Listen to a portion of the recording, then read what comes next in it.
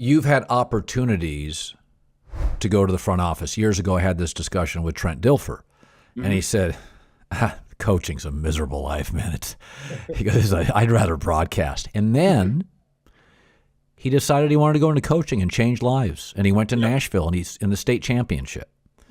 And you've made a lot of money. You're making a lot of money, and you're experiencing broadcasting.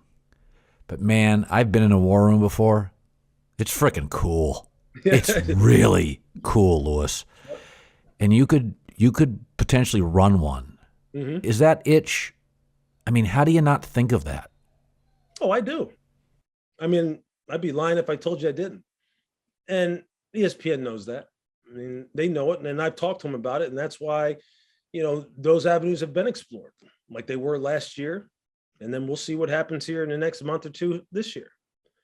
But it's not, I will say this, it's not the same. It doesn't rip me apart the same as it did when I was in it, because of how fortunate I feel with the opportunities that I've been lucky enough to have here at ESPN, Colin, quite honestly. Broadcasting at the highest level, doing Monday Night Football is different. I mean, that's not just broadcasting. That's different.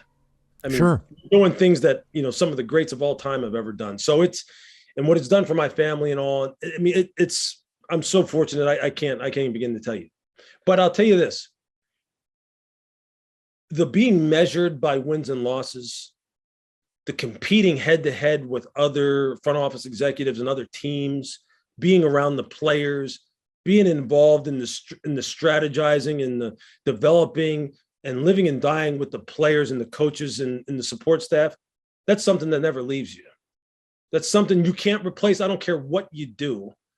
That's why, quite honestly, NFL football it'll always win, man. No matter how much people complain about this and that about the NFL, it'll always I know. It'll always win. And for me, it'll always win.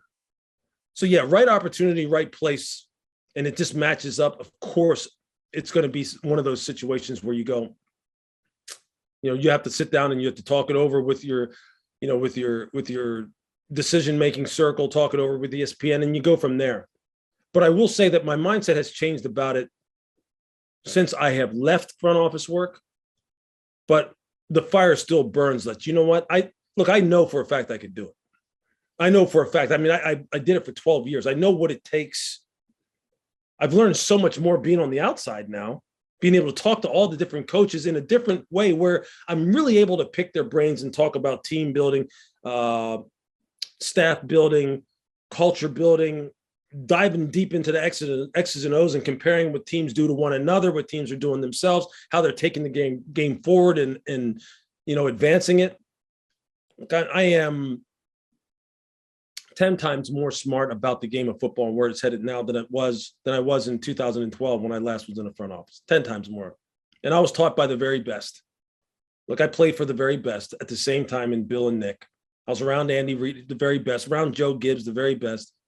But I'm infinitely more prepared now than I would have been had I gotten a GM job coming out of scouting in 2012. So we'll see what happens. But I'm good either way.